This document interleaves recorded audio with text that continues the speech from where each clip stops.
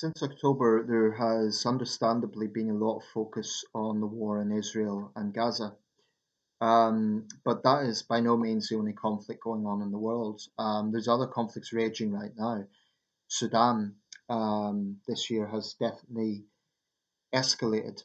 Um, and recently there was another big offensive in the ongoing war in Burma. And of course, Ukraine, which is what we'll be talking about in this video. But there are other wars going on in the world. Actually, regarding the war in Ukraine, it's been reported recently that Ukrainian special forces were taking on the Wagner group in Sudan. Now, both sides deny this, but it could well be that there's a proxy war now going on between Russia and Ukrainian parties around the world, almost like the proxy wars during the Cold War between the West and the East. Um, and that I think is quite striking. It shows the importance of the war in Ukraine. There's obvious things like the issue around grain exports and so on that affect the rest of the world, but it's you know because the focus has been on Israel and Gaza, we shouldn't assume that the war in Ukraine has just faded away. It is still very much raging on, and casualties remain very, very high, particularly on the Russian side. Um, I've said before that being a Russian soldier is probably one of the worst jobs in the world, and it is. I mean, you get sucked into deeply immoral causes for the wrong reasons, from the decisions of a dictator who doesn't have any consideration or value at all, place any consideration of value on your life. I mean, domestic life is bad. Although right now, a lot of those fighting in Ukraine are actually, former prisoners and mercenaries brought in from places like Chechnya. That's how desperate Putin has become. Um, like any normal person, I was disgusted by Russia's actions in invading Ukraine last year, and I've never bought the rationale for doing so to so-called liberation of Ukraine from Nazis. Well, put it this way: even if Russia was doing that, even if it was liberating the Ukrainian people, I had a pretty funny way of showing it. We'll bomb you in order to liberate you.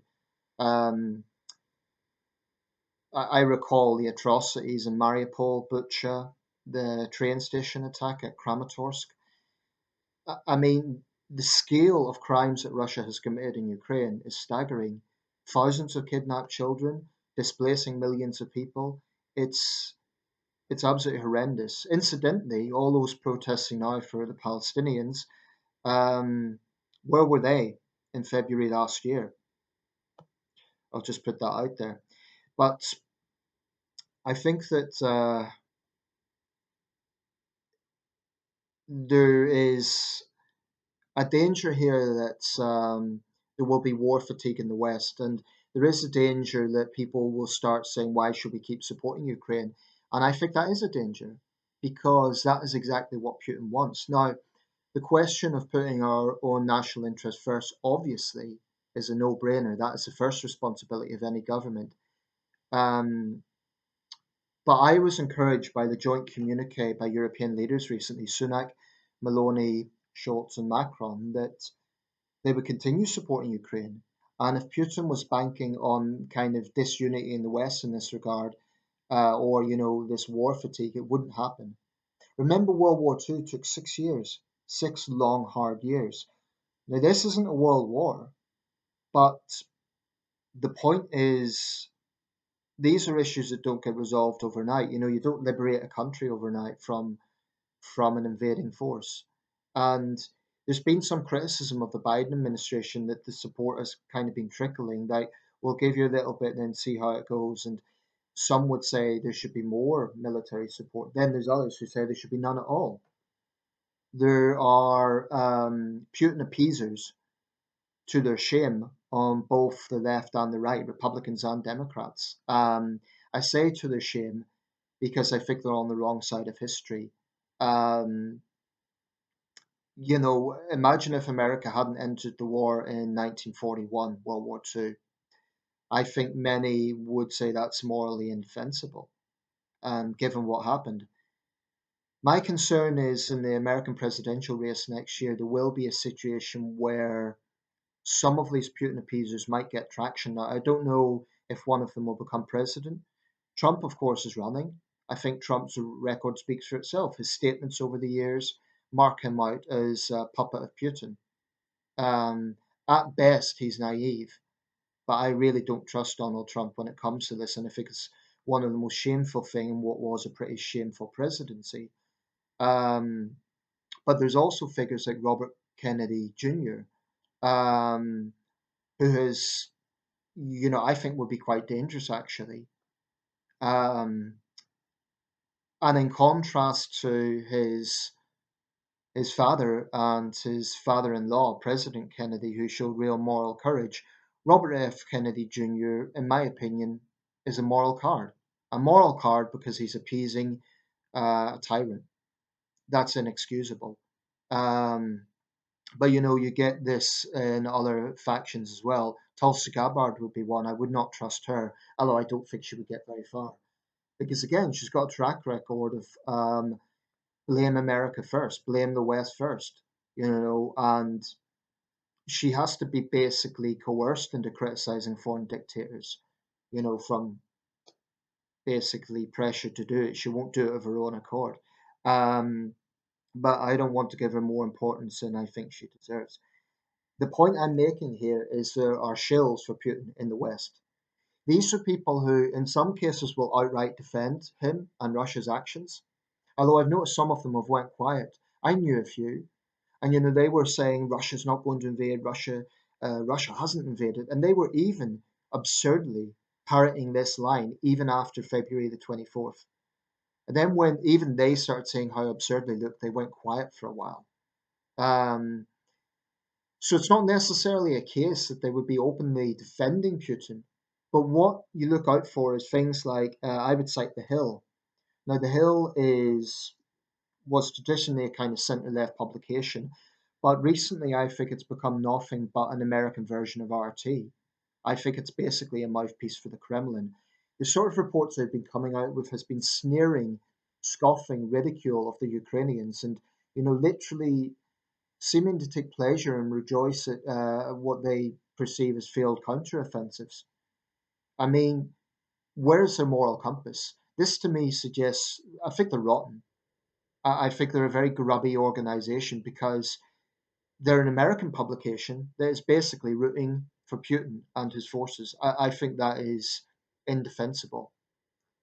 And there's a lot of people that have went out of their way to attack and vilify President Zelensky. Now, Zelensky's not perfect.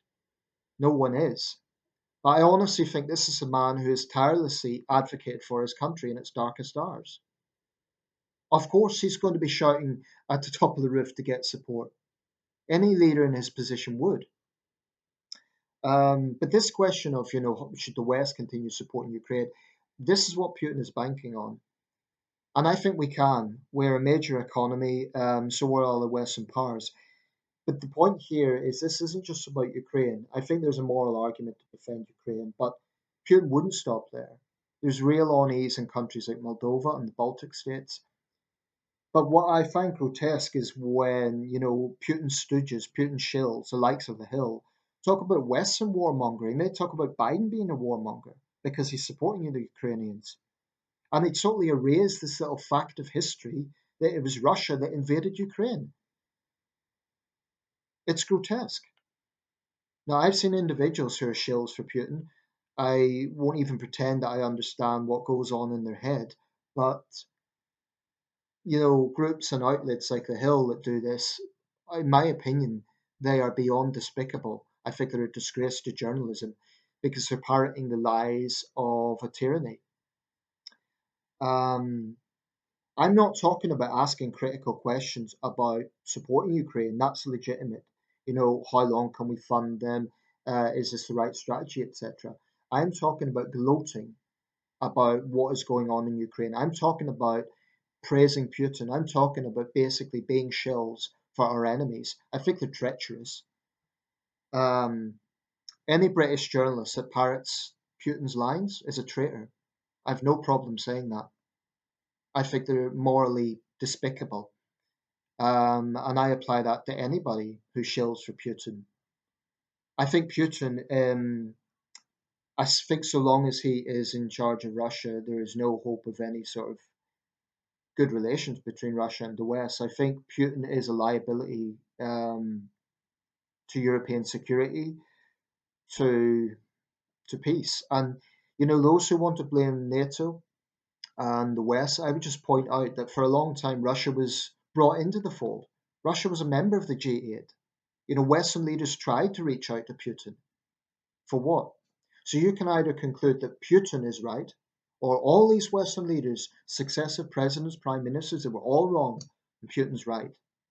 Um, the rewriting of history, the distortion, the lies, industrial scale lies worthy of RT, make me want to vomit. So when history is written, those who toe the line of the oppressive state that invaded Ukraine, the tyranny that is the Russian Federation, they are, in my opinion, they're beyond the pale. They are absolutely beyond reprehensible. Um, I would totally favour in this country, incidentally, anyone who works for the armed forces, for any level of security, or in politics should be investigated for espionage if they parrot Putin's lines. I really believe that. And as for individuals, technically they're not committing a crime, but I think they should face stigma. I do believe that. I believe if you defend a foreign hostile dictator, you deserve nothing but contempt for that attitude. I'm not talking about violence here. I'm not talking about threatening people. I'm saying that their opinion, their worldview deserves contempt. And I've known a few. I'll leave it there. But most people have their moral compass in the right direction with this. But unfortunately, there is a minority who are morally bankrupt when they support Putin and his vile regime and the brutality that they're waging in Ukraine. And I will close by saying, Slava Ukraini. I hope they prevail. I really, really hope they prevail.